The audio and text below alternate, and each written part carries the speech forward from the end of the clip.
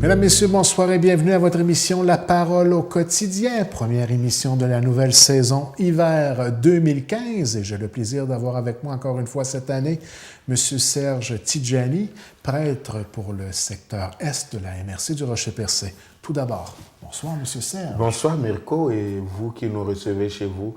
Bonsoir et puis comme c'est la première rencontre de cette année, je vous dis, même si on est rendu en février, bonne et heureuse année. Et que Dieu vous bénisse et vous accompagne dans la joie et dans la paix.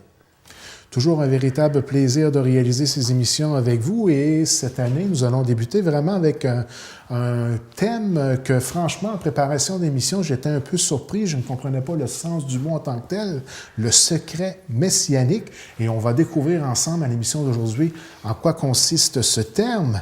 Alors, M. Serge, en quoi ça consiste le secret messianique? Le secret messianique, d'abord, ne cherchez pas ce mot dans la Bible.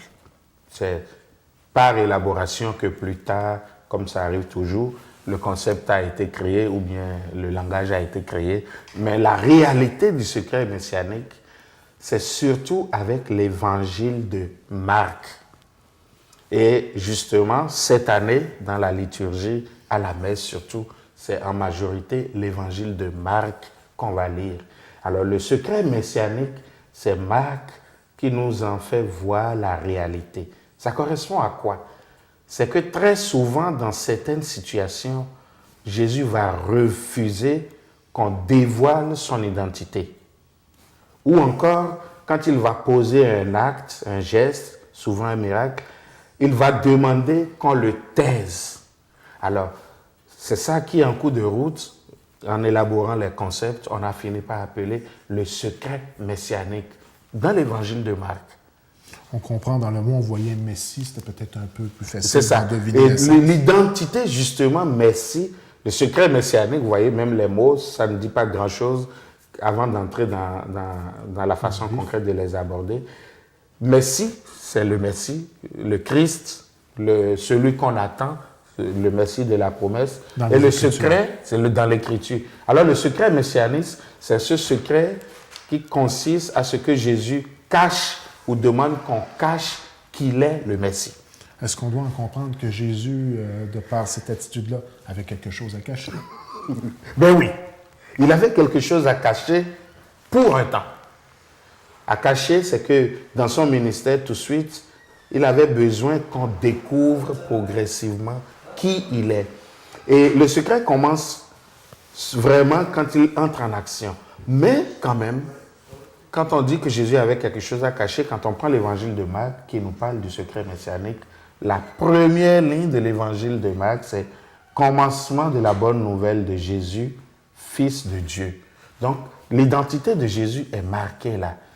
À la fin de l'évangile, quand il est sur la croix et qu'il rend l'âme, le centurion romain, le soldat romain qui était là, qui voit tout ce qui venait de se passer, conclut vraiment, cet homme était le Fils de Dieu. Entre les deux, silence. Plus rien sur le fait qu'il est le Fils de Dieu. Il n'autorise plus qu'on le dise. Alors, ça veut dire que du début où ça a été ouvert et à la fin, comme un sandwich, à l'intérieur du sandwich, il faut que tu découvres toi-même, pas à pas, à travers ce que tu vois, qui est là. Et d'ailleurs, très souvent dans l'évangile de Marc, vous allez le remarquer, ces dimanches-ci, pendant nos messes, les gens vont toujours se demander, mais qui donc est celui-là? Qui es-tu? C'est ça la question que Marc va poser tout le temps. Et en cours de route, à travers les paroles, les gestes, les miracles, on va apprendre à découvrir qui il est. Et en fin de route, on pourra dire, il est vraiment le Messie. Donc, Marc nous conduit progressivement à faire notre propre expérience de Jésus.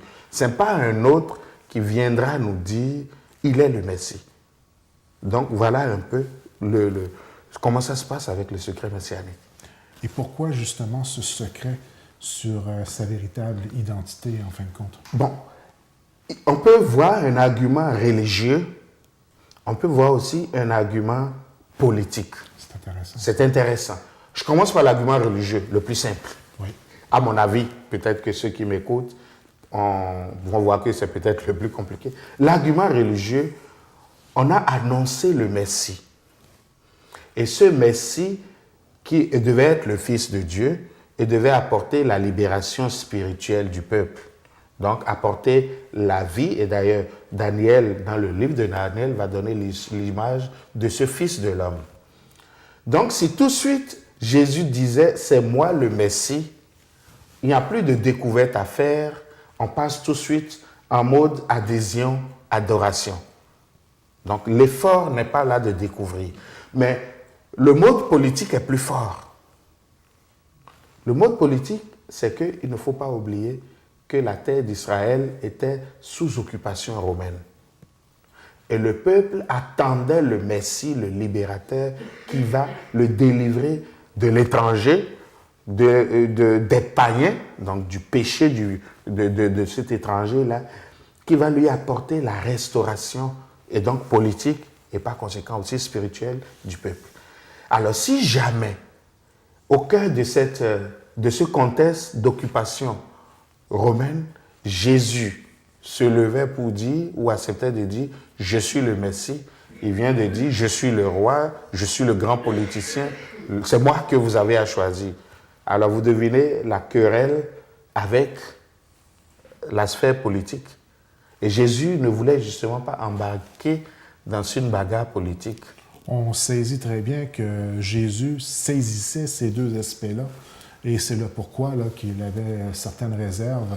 Il voulait avoir un certain aussi contrôle sur la manière avec laquelle les choses allaient se dérouler. Les choses allaient se dérouler. Et d'ailleurs, vous allez remarquer que quand lui-même, à la fin, la seule fois, on y reviendra dans la prochaine émission encore peut-être, la seule fois où il va reconnaître qu'il est le Messie, c'est quand il se trouve devant le grand prêtre, qui lui dit, je te le demande, jure-le-moi par le Dieu vivant, es-tu le Messie? Et il dit, je le suis. Et il cite le livre de Daniel, le grand prêtre est fâché et déchire. Il connaît très bien la conséquence. Il connaît la conséquence. Il savait qu'en le disant, il méritait la mort. Et l'autre fois où il ne le dit pas, mais où on s'en sert comme argument pour aller le condamner, c'est quand il se retrouve devant Pilate. Es-tu roi? Es-tu le roi des Juifs? Sous-entendu, si tu es roi, César n'est plus rien. Donc, voyez-vous, alors, c'est seulement quand il arrive à la fin de la mission qu'il accepte de dévoiler l'identité. Est-ce que vous avez des circonstances à discuter avec nous où Jésus, justement, impose ce silence-là et qu'on peut en témoigner de par les Écritures? Deux grandes circonstances où carrément il dit « ne dites pas qui je suis ». La première grande circonstance, c'est avec les démons. Avec les démons, au moins par 3 fois, ils vont dire « je sais qui tu es le Messie de Dieu ». Il va lui dire « tais-toi ». Une autre fois, on va dire, quand les démons le voyaient, ils criaient son nom et il les faisait taire. Une autre fois, il va encore les faire taire. Eux, ils connaissent son identité, les démons, le diable, tout ça. Parce que la présence du Messie doit faire la disparition du mal, le mal spirituel aussi, que le démon est. Donc la présence du Messie doit le faire. Et la présence du Messie dérange donc le démon, qui, pour mettre, j'allais dire comme ça, du trouble dans la mission de Jésus, déclare « tu es le Messie ». Or, nous savons que le démon ne dit pas la vérité. Alors, Jésus ne veut pas donner une caution au diable de dire qui il est. Parce que souvent, on va dire oh, même le diable reconnaît qui est Jésus. Oui, mais ce n'est pas au diable de nous faire notre chemin de foi vers Jésus. Loin de là. Loin de là. Et puis, l'autre circonstance, souvent, où il va dire aux disciples, dites pas qui je suis. On voit par exemple, quand il y a la transfiguration, quand il va sur la montagne, il change tout. Quand il redescend, il dit, ne dites rien de ce qui vient de se passer avant que le Fils de l'homme ne soit ressuscité. Mais avant ça, quand un jour il les rassemble, il leur demande, pour les gens qui suis-je? Oh, tu es un prophète, tu es un grand prophète, Élie, Jérémie, Jean-Baptiste, chacun il va de sa définition. Et là, il leur retourne la balle. Pour vous, qui suis-je? Que dites-vous de moi? Et Pierre va justement dire, tu es le Messie. Donc, il sait que ses disciples comprennent enfin qui il est, après avoir cheminé 2 ans et demi, 3 ans avec lui. Et il leur dit tout de suite, très bien, vous avez trouvé la réponse, mais dites-la pas. Donc voilà les deux grands moments où Jésus fait taire les gens qui proclament qu'il est le Messie.